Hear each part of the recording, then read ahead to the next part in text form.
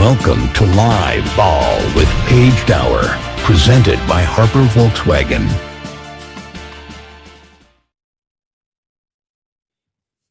Good afternoon. It's Live Ball on Full Disclosure. It's so good to have you guys here and welcome into Harper Volkswagen, where we're joined by VFL Jeronne Maymon. It's so good to have you. We had so much fun during the football season that we had to come back for season 2, and we're so happy to have you a part of the show this season. Thank you. Thank you for allowing me to come and talk to your audience and add value to the show. Yeah, absolutely. And of course, you were a Tennessee forward a couple of seasons there. In fact, I was looking back at your senior season, 300 rebounds in your senior season. I think that puts you 12th most all time in program history.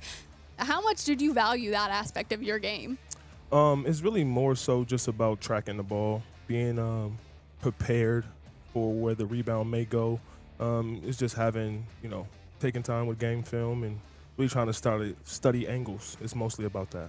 Yeah, and you can see how much of a difference that makes in some of these games for Tennessee, especially the last handful of seasons and in this matchup against Florida, which we're going to be talking all about today. It's Tennessee and Florida on Saturday, and if we know anything from the trio of matchups last season, it's bound to be entertaining. So let's go back to last season, in fact, and maybe look at that SEC title game. Both of those teams entering that matchup 1-1 against each other, both really lopsided matchups heading into that game, and it came down to points in the paint, rebounding, and second chance effort. How much of that do you think might play a role in this game this season?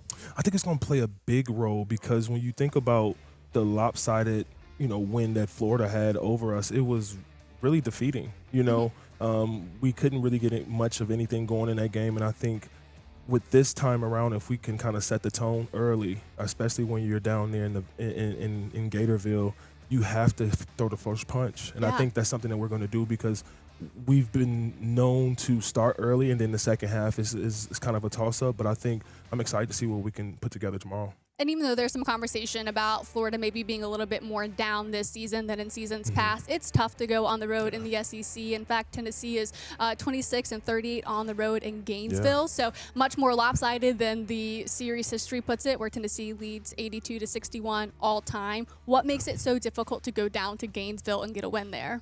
I think when you're playing on the road in general, it's already tough. It's a psychological battle because you're going into someone else's arena that has more of like a piece of calm and they have the advantage. And I think when you go in there as an athlete, you kind of have to put yourself in the shoes of someone who's back against a wall. And I think that's the way you have to play on the road, but you have to do it together. And I think if we can have all 5 guys show up and play for the University of Tennessee, I think we'll have a good shot. And I think one of the big questions for this matchup on Saturday is, can Tennessee go on the road and win one, especially if it gets close late? We saw how they started their SEC slate, not able to win one against Arkansas, even though they had the lead in the final minutes, and it kind of evaded them or escaped them at the end.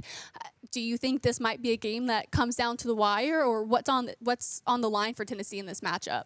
Yeah, I think we have enough to go down there and get the win convincingly. I don't think it's going to kind of go down to the wire. I think we're either going to show up and we're going to prove to the SEC that we are someone that can be consistent night in and night out, because I think we have guys that have shown that they can show up. We just need to see it in the thick of the SEC play, and I'm excited to see what we present tomorrow.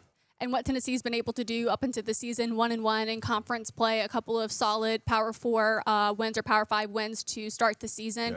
You now are starting to kind of figure out who you are. You're getting into the first couple of weeks of January.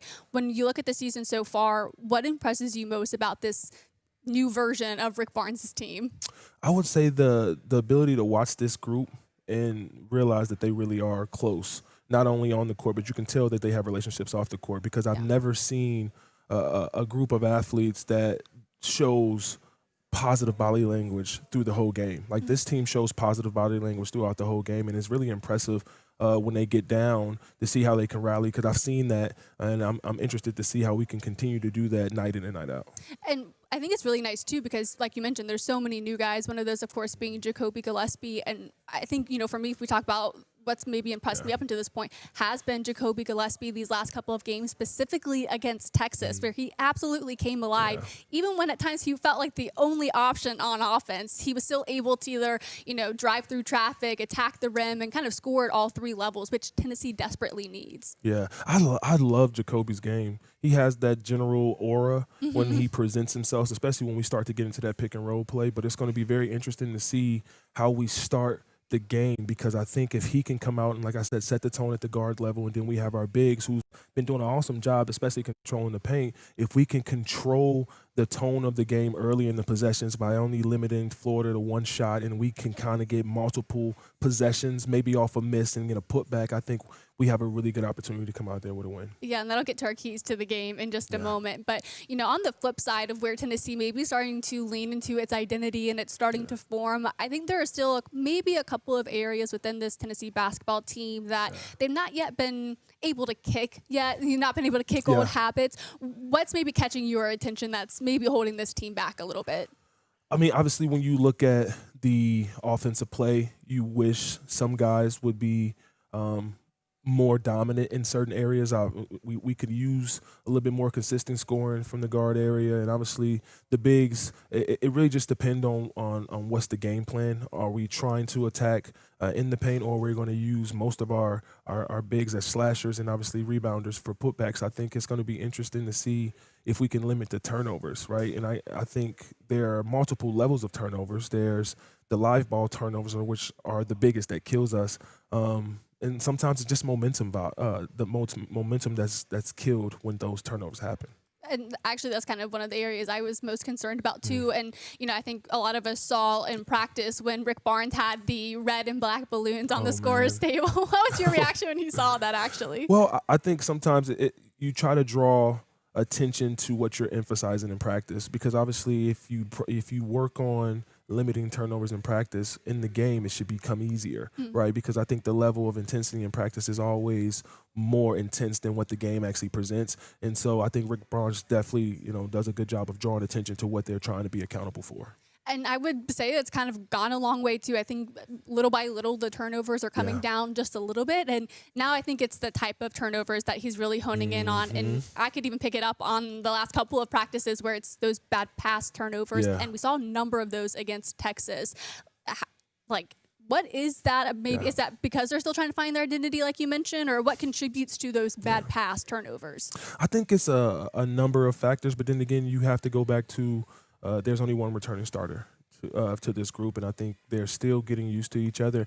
And I draw attention to the minutes that these groups are playing together. There's not a lot of consecutive minutes that this group is playing together. I think Rick Barnes is finding a lot of different lineups that may work for a lot of different schemes, because then again, the SEC is a gauntlet, and you're going to face a lot of different schemes against the other coaches. So you have to find a group that maybe plays well defensively or maybe plays well offensively. But then again, you have to find the right group that you want to finish the game with. So I think Rick Barnes is probably still testing waters.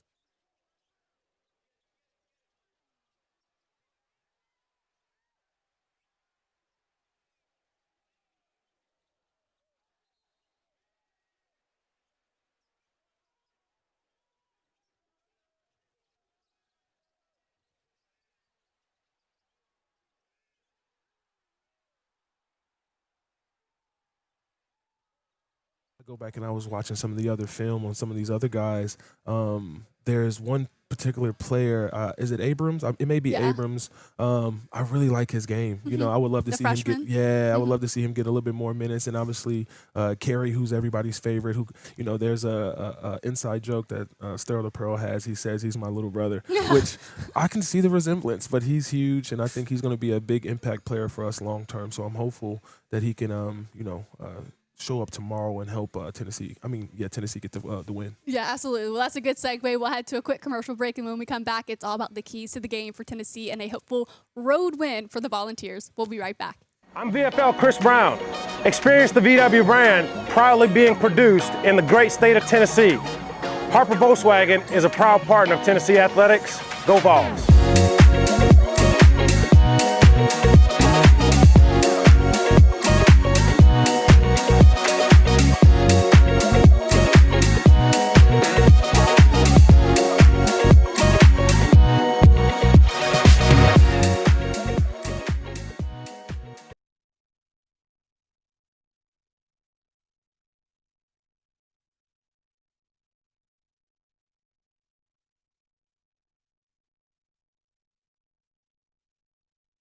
Here we are back at Nick and Jay's Cafe, Thursday afternoon.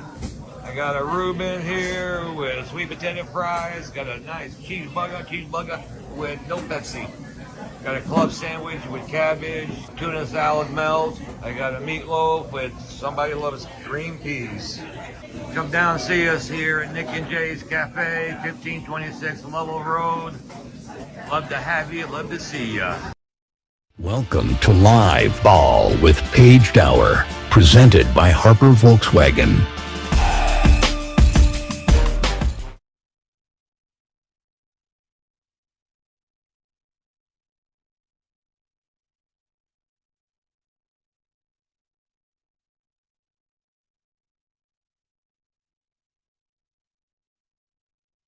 All right, welcome back into Live Ball. Jeronne Maymon and VFL Chris Brown, who is the sales manager here at Harper Volkswagen. It's a big matchup, guys, coming on Saturday, Tennessee and Florida. What are your maybe instant, keys to the game when you look at this matchup? Like, what are you most looking forward to? We'll start with you, Chris. I get excited when you see this game, Jeronne. You've been in these moments playing in these away games, whether it's football, whether it's basketball, you kind of want to bring your game. What I'm looking forward to is kind of our big guys that play like you, the Carries, the Estrelas, the Felix Okpara. How are we going to handle the paint? How do we control that paint against Florida? Obviously, they rebound the ball extremely well, and that's something that we need to make sure we do to kind of control the game. Yeah, I'm interested to see how some of the guys come together, because when you're on the road, there's going to be times and moments in that game where it's going to get loud, it's going to get rocky, and some of the plays that you call may not work.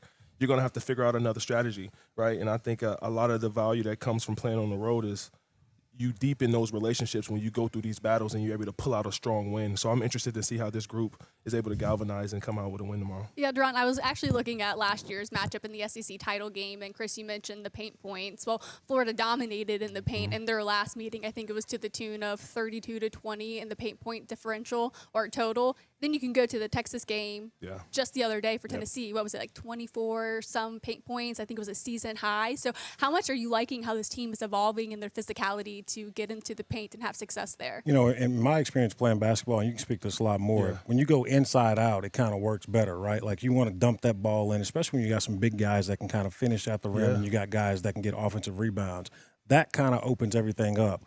I think we still need to work on our kind of mid-range game as well. I think that's something where we can take another step. But when you throw the ball inside early and you're getting and ones, you're getting fouls, you're getting them in foul trouble, they kind of have to change their strategy. And I think that's kind of when you can pass the ball out and kind of get going. Yeah, you always want to dictate the pace or the way the game goes, and that usually happens, like you said, Chris, from the inside out. Especially when you throw the ball into your big guys and you see that they're getting confidence by able to get small, touches around the rim. Maybe it's a miss and a putback, or maybe it's an and one, and now you see your big fella wake up and now he's running a little harder. I mean, because obviously that's what I used to do. Yeah, exactly. So it kind of just leads into the fact where you're slowing the game down. You maybe getting to the foul line a little bit more, and then now you're able to see the formula for what you try to work on all week actually presented on the floor. And what would you say maybe is your key to this game and a hopeful Tennessee road win? I would say we're going to have to really rely on team rebounding, because it's not just going to be the bigs, because the bigs may be occupied by, not even just a full block out, but they may be in a full front block, and then the guards have to rebound down, so that way we can get out in transition. And I think getting to the rebounds first, whether it's, defensively we only eliminate them in one shot, or we get multiple shots, and then obviously getting out in transition early. How difficult is it to get those out-of-area rebounds, especially when you're going up against a Florida team that has some nice size as well?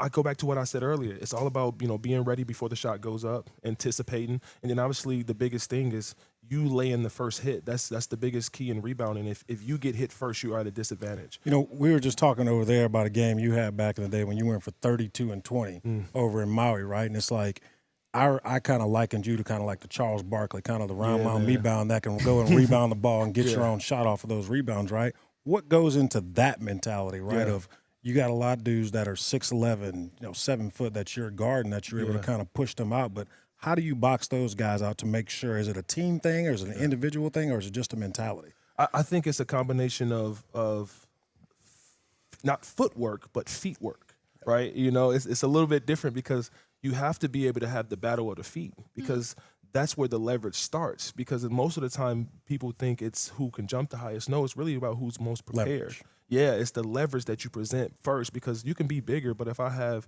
my feet, I win that battle. Just like in boxing, if you win the battle of the feet, technically you're probably gonna have a better advantage of winning the war. And I think that's the way I always approach it. Well, and Chris, you also played at Tennessee. You're a former tight end, so you're used to setting all sorts of blocks and taking contact. I literally liken myself to you in the sense of you were an undersized big man, right? Tight ends usually are 6'6". They're usually yours. This is the They said I should have prototypical. played football, but You who should have came on over. But like that's the thing, right? Is the mentality, right? Like I was a smaller tight end. You have to be able to cut somebody. I had to know how to position myself to where I can block somebody that was a lot bigger than me just off of leverage alone.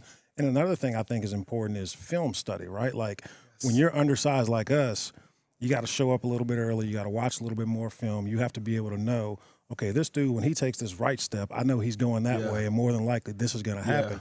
So you kind of just digress, and you're able to break things down more simpler when you have a disadvantage that you have to overcome with someone that's bigger. Yeah, man. And it's also the game slows down when you're ready and you do your film and you're prepared, you know the scout, right? And then again, you have the calm within yourself that you know you're going to show up and be able to, present the God-given abilities that that he has blessed you with. And I think it's when you can see the game before it actually happens, people don't realize that it really it's a powerful thing. It's so powerful. Yeah. Well, earlier you guys both mentioned kind of being undersized in your positions, and that could also be said for Jalen Carey. I mean, he's 6'8", but what he lacks maybe in height, he certainly makes up for in strength. I think he will be a huge key to the game for Tennessee to walk away with a win, mostly because of what he's been able to provide Tennessee off the bench, averaging more than 20 minutes a game. I think in his last, 7 or so outings, he's better than 50% from the field. So I just think whether it's the rebounding or it's the efficiency in the paint, like he could be key if he can continue to come on the way he has. Yeah, I mean, he's been coming off the bench and playing around 15 to 17 minutes, which is interesting. And hopefully he starts to, play a little bit more, especially in the second half, because I think the more he touches the ball, good things happen. Yeah. Whether it's he's catching it and then he's looking for the cutter, or he's finding the open man on the opposite side of the wing, or he's actually going to work. I've been liking what I'm seeing from him. Do you think it's a buildup of stamina for him, of getting him more going and going and going? Because obviously, you heard Coach Barnes say a couple weeks, this guy can be whatever he wants to be, right? Yeah. And you saw the comments that he put out. As a player like him, when you're coming in and you're transferring, you're trying to figure out the system, you're trying to figure out if you're starting, if you're not starting, do you think that kind of plays into effect how much he's been playing? Because you see, when he's in the game, they're running sets for him, and they're trying to get him the ball. Yeah. I mean, every scenario that you just mentioned, I was in, So, I know exactly how he should be feeling, but I can't say exactly. But I think for Jalen, I think it may just be conditioning. I don't know if he needs to get his body in shape, or if he's coming off an injury, or there may be something that we just don't know about that he's dealing with. But if he can get his conditioning where he can play a full 40 minutes, that's where things start to get scary. Because I think if he's not tired, he shouldn't be out the game. Funny story, when I played ball down in Miami, Paige, I never told you this. I played with his dad. His dad was an offensive lineman for the Dolphins when I played. And, it's just you play stuff back. You remember seeing this little kid. He was he was bigger than everybody else. But like you said with the conditioning, I think, man, that is key, right? Especially when it's coming down late in the game when it comes to free throws and you're getting fouled. Because they're not going to let him just take the ball, back him down, do a drop step dunk, right? Like they're going to foul him because they know maybe he's not in the best shape that he needs to be right now. And the free throw line, which we had some mishaps earlier on that we need to get better at, that's something that I think – just repetition is key, right? Yeah. Well, Paige, you may be able to speak to it, because I think I've seen a lot of shortcomings at the free throw line just from the whole team in general. I think that's going to be an area where we have to try to focus a little bit more of our energy on, because those are free points. And I look back at my career and I always used to say, how did I miss those? You get to that point where they are free, but it's a mental war between the ears doing the free throw line and just trying to come out with 2 points. Well, and Jacoby, I think it was after Arkansas as well, where the free throws were really a huge difference for Tennessee, and they were not successful at all at the line. Jacoby talked about how much of that is just mental. And I go to practice, and it's towards the end of practice where they have to make a free throw before they can go to, the next part of practice. So, between the turnovers and the free throws, that's huge. And I would say it comes down to the theme, I think, for Rick Barnes this season, and it's consistency. Yeah. And I think the poster child for that will be Jalen Carey. If he can become more consistent in practice, I don't think he's going to be coming off the bench much longer. I think he could work himself into the starting lineup. Yeah, it's going to be interesting to see. I mean, SEC play is here. I'm excited. And we got a really good group of games next, but we got to start with Florida. Yeah, we sure do. All right, Chris, we appreciate you joining us on the broadcast, talking about your playing days. All right, when we come back, we'll head over to our squeeze and who has the most pressure heading into this game against the Florida Gators. We'll be right back. Here we are back at Nick and Jay's Cafe, Thursday afternoon. I got a Reuben here with sweet potato fries. Got a nice cheeseburger with no Pepsi. Got a club sandwich with cabbage, tuna salad melt. I got a meatloaf with somebody loves green peas. Come down and see us here at Nick and Jay's Cafe, 1526 Lovell Road. Love to have you, love to see you. Welcome to Live Ball with Paige Dower, presented by Harper Volkswagen. Okay. All right, welcome back into Live Ball. Jeronne Maymon and Paige Dower here. We just had Chris Brown on the segment talking keys to the game, and now we're getting to our squeeze segment, which we launched with VFL Todd Kelly Jr. during the football season, and it was just so fun getting to look at the game from maybe a different perspective than just the keys, but who has the pressure in this matchup, like who has to rise to the occasion. And I would honestly maybe start with JP Estrella. I mean, Rick Barnes is really challenging him to be more consistent, as we mentioned, the theme of the season, especially on defense, to get a couple more of those rebounds, not give up so many freebies near the rim, because he cleans up a lot on the offensive side. That just for some reason, since he's been banged up in the early part of the season, he's not been able to refine that groove. You obviously go to some of these games. You were there at the Texas game. What are you noticing maybe is lacking in that aspect of his game? Well, sometimes, when you're nursing an injury or you just don't feel like quite yourself yet, you don't do the things that you normally do, right? You start to put up a mental block, and sometimes you may second guess yourself. And I think a lot of it may be some of that, but then again, it may be some of the reps that he's not getting, just by not probably practicing as much as he would like to. And then he's probably just playing more game time because, when you're nursing an injury, you don't practice as much. Trust me, I know.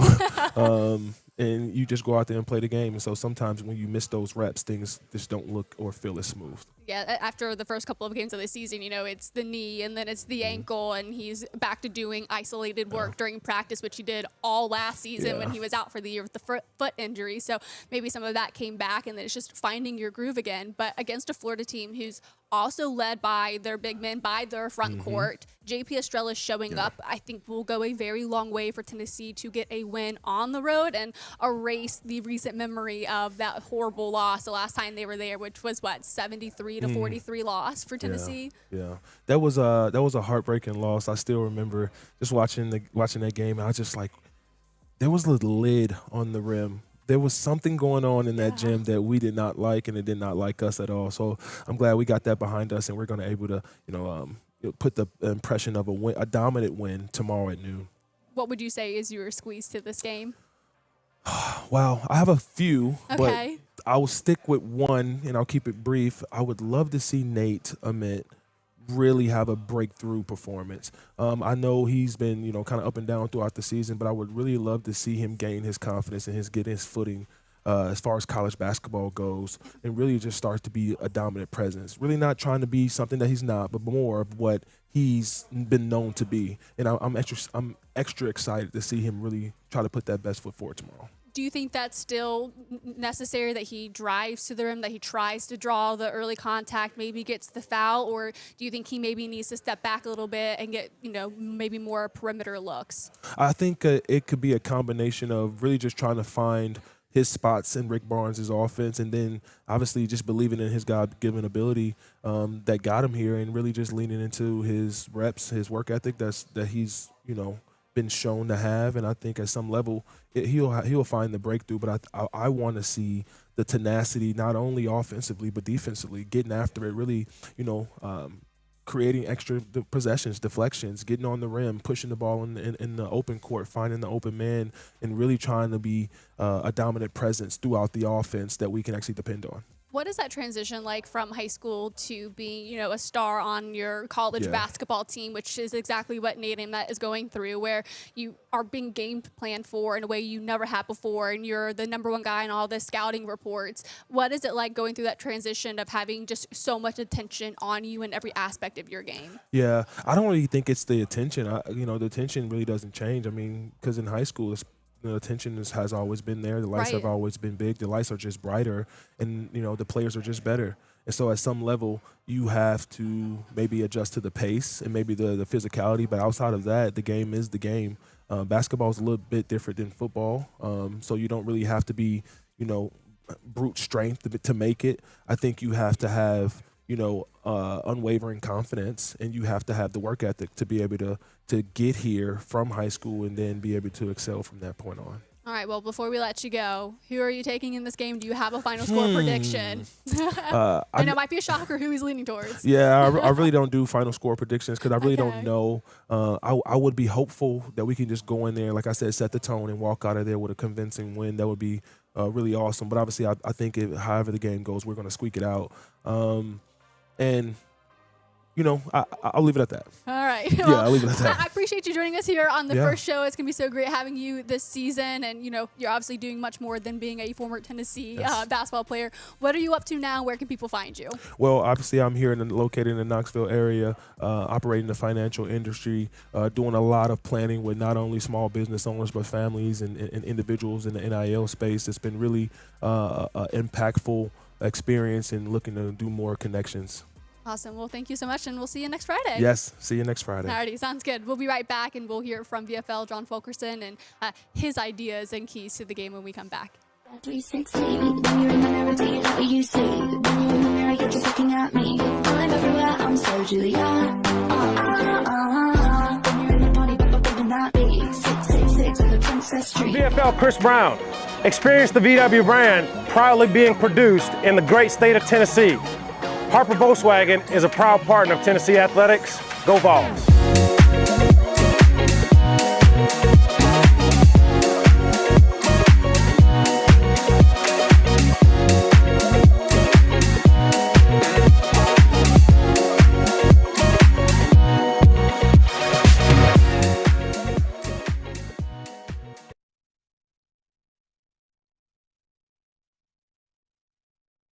Welcome to Live Ball with Paige Dower, presented by Harper Volkswagen.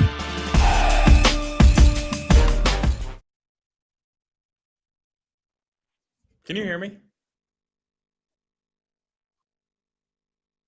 Okay, good. Sorry about that.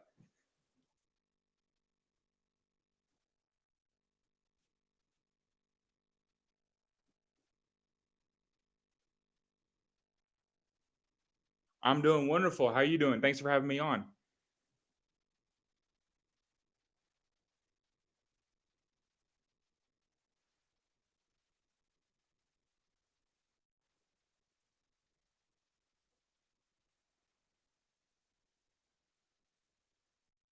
Out most about this team. What are you enjoying most right now? I think that I was just watching the show before, and one thing you guys talked about that I was already thinking about this team this year is the depth of our bigs. It was sad to see Cade Phillips go down, but I think the fact that we have 5 or I guess 4 now very solid bigs in our rotation. When I'm watching the games, I feel like coach is doing a great job of just like rotating them in and out. Like it's almost like 2 come in, 2 go out, and they're just kind of rotating. I think that's really been one of my favorite parts about this year's team. And then also quickly, I think that the job that Jacoby Gillespie's doing with his first year under Coach Barnes, being a point guard under him, and the way that he's playing has really impressed me as well. You mentioned the bigs just a moment ago and the rotations that's happening in the different lineups that we're seeing. One of those guys that we're seeing a lot of recently has been Jaylen Brown, one of the freshmen here on the team. What has surprised you most about the way that he's been able to come on so quickly and be so effective within this Rick Barnes team? I think the biggest thing for him And one of the things that I really like is that he's not playing scared. And he's playing really, really hard, and he's working hard. And you can see that as a freshman. I think that he really has nothing to lose. I think that he's done a great job just coming in there and doing exactly what he's been asked to do. And really, you can see that. I can't remember what game it was, but he was not starting at this point, and he got in, and I think he had like 5 quick buckets in the first half. And it was like 5 for 5, and he wasn't really working for him. It was just kind of coming to him. And so I think that's something that just shows like, hey, if you work hard, good things will happen. So I think his ceiling is really high, so he just needs to continue what he's been doing. Yeah, Folky, I think that's a great point on Dwayne Brown, because when we're watching this game, even against Texas and how effective he was, especially in the paint and being able to, kind of box guys out and just physical his way to the rim, I think that will be like a sneaky key to this game against Florida, is what guys like Dwayne Brown or even, Jalen Carey, first-year player in Rick Barnes' system can do for the Volunteers against the Gators. Yes. And when you say kind of physical his way to the rim and be strong down there, I can only imagine what practice has been like with Jalen Carey going against Brown and really all the bigs going against each other. And so I think that's been very, very, very helpful for them, of basically, like I said, 4 starting bigs going at each other in practice. But I think this is probably the best bigs that we've seen all season, and maybe the best bigs that we will see all season. And so it's going to be a really big game for them. I think more importantly on the defensive side, though. For Rick Barnes this season, we've talked about it earlier in the show, so you probably heard that part as well, but he's talked so much about consistency, and I'm wondering how you've seen, or what you maybe can take away from practice when Rick Barnes is really honing in on certain aspects of the team's game, and he is just, laser focused on that. You can look to the balloons on the scorers table and how much he's demanding out of the, post players in the front court for Tennessee. What is it like in a Rick Barnes practice when he gets laser focused on a key aspect to their game? Well, I say consistency is probably like the epitome of Coach Barnes, and just consistency and getting better. We've had tough practices before, but the level of consistency that he himself personally brings every single day to the Tennessee basketball program, and especially to practice, it's very, very impressive for him to be doing it for so long and at his age.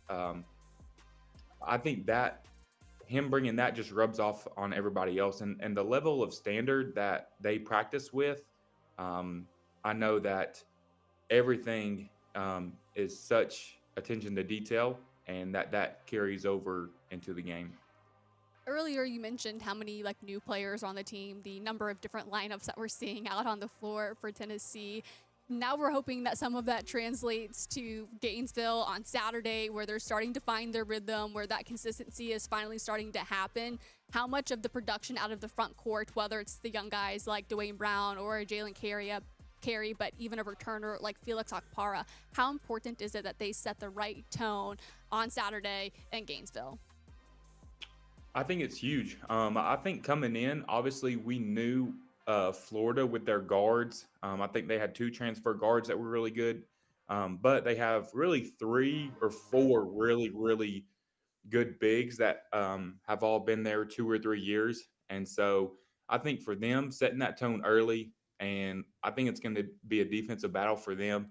Obviously, they're going to have to do their part on the offensive side, but I think defensively, if you can limit those guys that have produced so well this season already, Florida's bigs, I think we have a really good shot at limiting their offense and then, winning the game. When you look at this matchup where Tennessee has, struggled to win on the road against Florida, I think they're 26 and 38 against Florida on the road. What would you say is the key to this matchup for Tennessee to get its first road win of the season in conference play? I think it always starts on the defensive end. I think they have good bigs. I think they have good guards, and it's going to be a hostile environment. That's a big rivalry.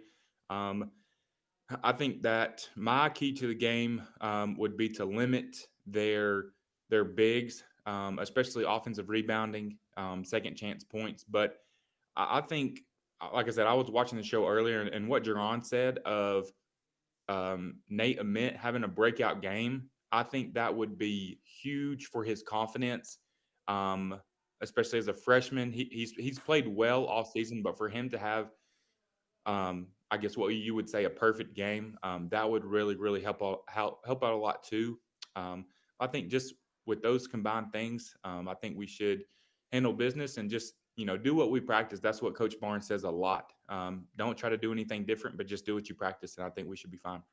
Yeah, Folky, one more thing before I let you go, because that was, you sparked my mind there. Rick Barnes has talked so much recently about having practice translate to game time, following the scouting report, and when they're calling up, certain sets on offense and a timeout, that happens on the court as well, and then maybe that allows them to get lost in the game. When do you think that happens for a team like this that's full of so many newcomers, where they can finally maybe get lost in the game and follow that scouting report so that they can, as you say, reach their ceiling here and maybe look perfect? I've said this before, but I've heard the current players on the team say this before, is that practice is harder than the games. And that means, practice is very hard, and it's very intense at Tennessee to make it harder than the game so they're prepared. I think that takes time to create that chemistry, and time is something that we do not have at this moment for starting SEC play in the third game in. So just watching film, trying to get better every day in practice. And, it is going to take time, but that's something that you've really got to grow up. And I think communication is really high. When you talk about calling a play and everybody being on the same page, especially defensively too, communication is really big, especially in these SEC arenas where the crowds are into, the student sections are into it. It's loud, you can't hear. So communication is very important when it comes to that as well. Of course. Folky, I really appreciate your time, and I'm so looking forward to having you a part of the show as the season continues. Thank you so much. Have a good day. Go Vols. Awesome. All right, I'll talk to you guys next week. And then coming up after this break, we will hear from Kevin Brockway, the Florida beat reporter, and maybe some things we need to know about this Florida Gators team before Tennessee makes a trip down to Gainesville. We'll be right back. Here we are back at Nick and Jay's Cafe, Thursday afternoon. I got a Reuben here with sweet potato fries. Got a nice cheeseburger with no Pepsi. Got a club sandwich with cabbage, tuna salad melt. I got a meatloaf with somebody loves green peas. Come down and see us here at Nick and Jay's Cafe, 1526 Lovell Road. Love to have you. Love to see you. Welcome to Live Ball with Paige Dower, presented by Harper Volkswagen.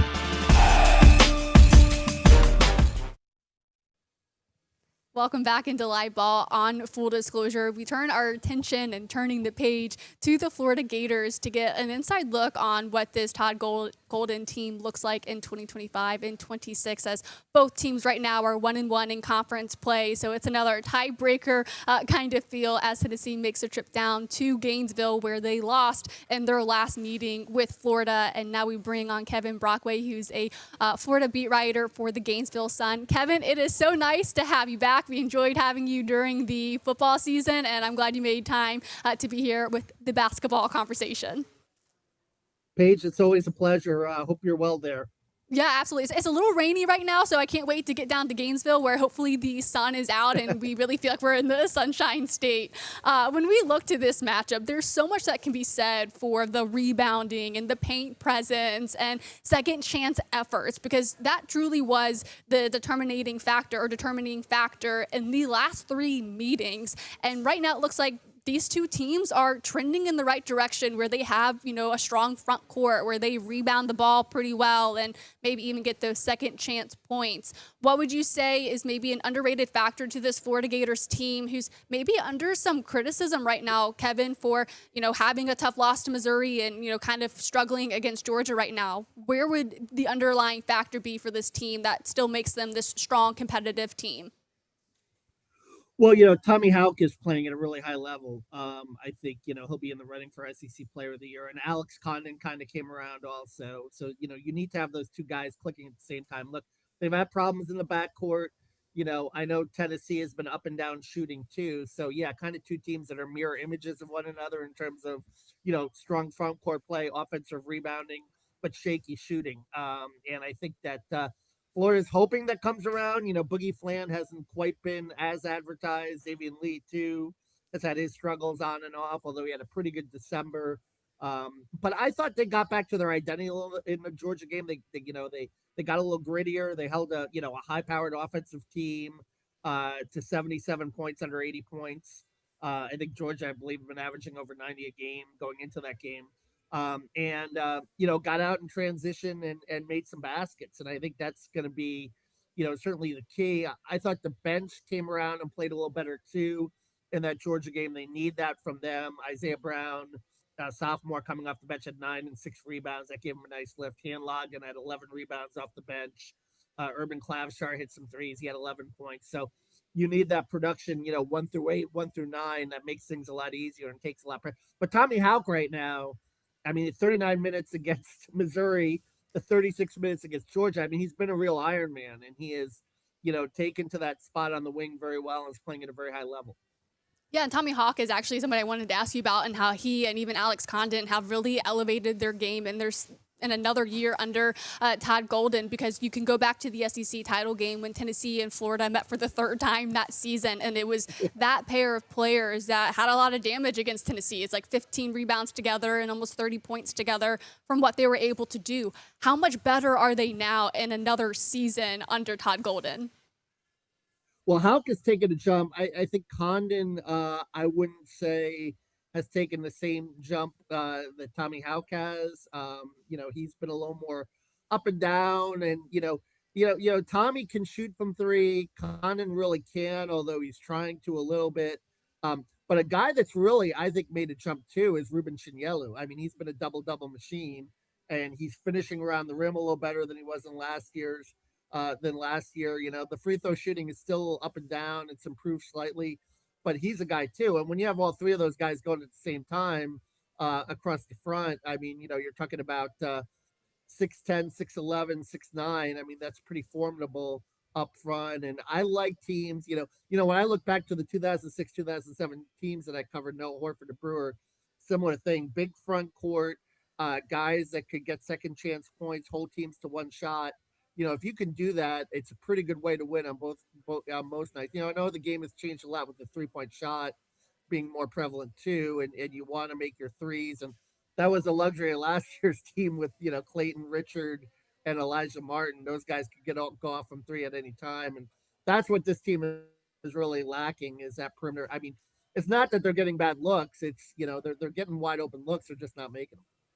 We're joined by Kevin Brockway with the Gainesville Sun. Kevin, you covered this team closely, and I'm wondering, when we look at this matchup, which you mentioned earlier, they're kind of mirror images of each other. Does this game maybe come down to the turnover battle? Tennessee is averaging almost 12 turnovers, and the Gators are forcing almost 13 turnovers a game. Is it going to be a category like that maybe defines and determines who wins this matchup on Saturday?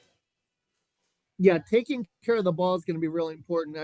I think the reason why Florida let Georgia hang around in the first half was they turned the ball over 7 times in the first half. And they had a few turnovers in the second half too on some inbounds plays late, but by then the game was decided. They were up by 15 or 20. But yeah, you want to take care of the basketball, value the basketball. I think the team that does that is going to have a really good shot at winning this game. And, and I think the 3-point line will come into play too. Obviously, if one team can really go off from there, if Florida can finally figure it out and not, because Rick Barnes is going to pack it in and force them to win from outside. And Florida's seen a lot of zone defenses this year. The good news about zone defenses is it opens up a lot of offensive rebound opportunities, but the bad news is you got to make shots too, and if you don't, then you're in trouble. And I think Missouri was a bigger team, so that was a little bit of a bad matchup. But hey, Missouri went to Rupp and beat Kentucky, so maybe Missouri's not that bad. Non-conference, they lost to TCU. I believe they're 11-3. Certainly UConn, Duke, and Arizona are all top 10 teams that I think are going to be there at the end. So Florida really tested themselves in the non-conference in hopes that it's going to, come to fruition in February and March, and they're going to grow together and be in contention for an SEC title.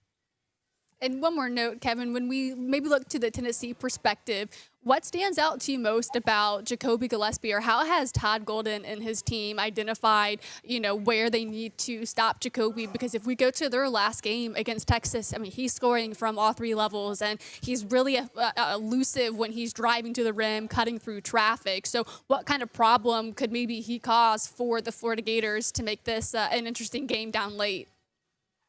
Yeah, no question. I think, certainly no straight line drives is going to be the key, right? You got to get him off his path a little bit.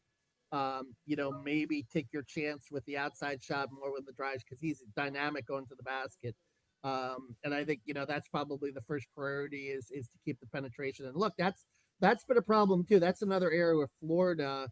When you look at it last year, the luxury they had in Martin and Clayton and Richard, not just really in the shooting, but Martin and Richard especially were really rugged perimeter defenders. And Lee and Boogie Fland are not that. I mean, Boogie can be a good defender at times. He's been a little gimpy, a little banged up, but that's another area too that Florida's going to need to continue to grow and develop to be a championship contender for the SEC in February and March.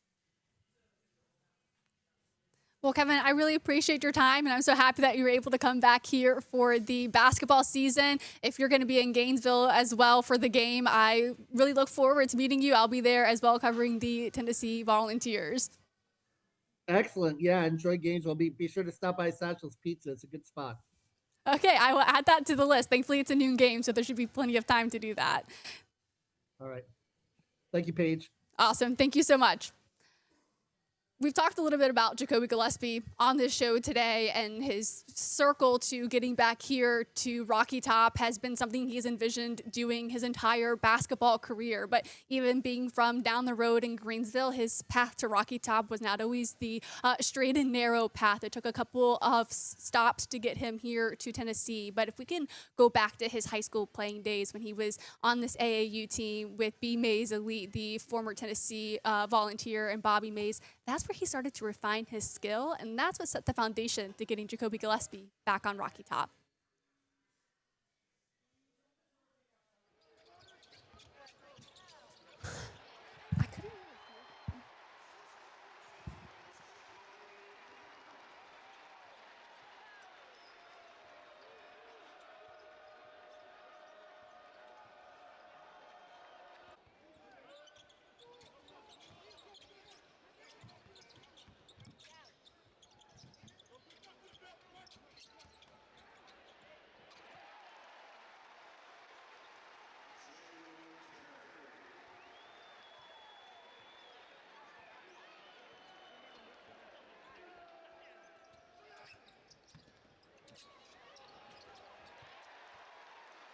Now going out in games, it feels right that I'm here. Jacoby Gillespie always envisioned himself as a volunteer, but early in his basketball career, that vision didn't come with attention or a long list of offers.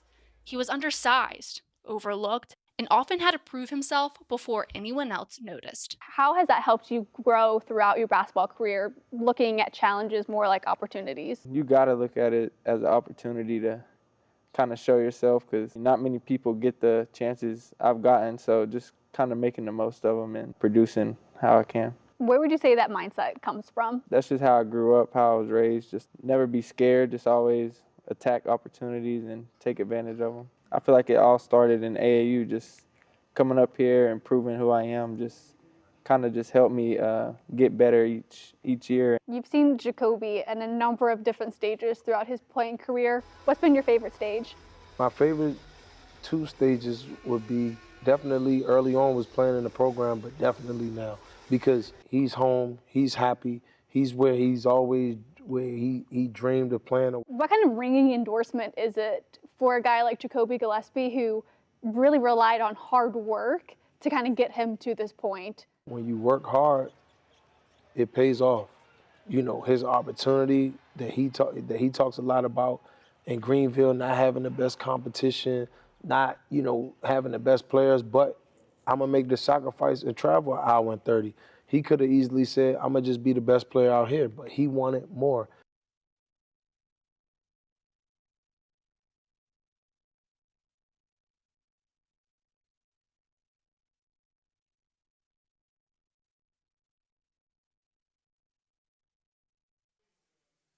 You can catch the full interview on our YouTube channel at Full Disclosure Pro. It was a great conversation with Jacoby, his dad Byron, and of course Bobby Mays. So certainly take time to learn a little bit more about Jacoby's story on how he got back to Rocky Top. But it's been such a great first show of our second season, talking all things Tennessee basketball. We had VFL Jeronne Maymon and VFL John Fulkerson joining the show, as well as Kevin Brockway with the Gainesville Sun. And it's always nice being here inside Harper Volkswagen. So we hope to make this a weekly occurrence, and we can count on you guys every single week. And hopefully it'll be a great season where Tennessee gets its first road win on Saturday inside SEC play. We'll have so much more coming up on that game, so make sure you head over to the YouTube channel, hit that subscribe button so you don't miss out on any of the conversation. I'll talk to you guys next Friday. Welcome to Live Ball with Paige Dower, presented by Harper Volkswagen.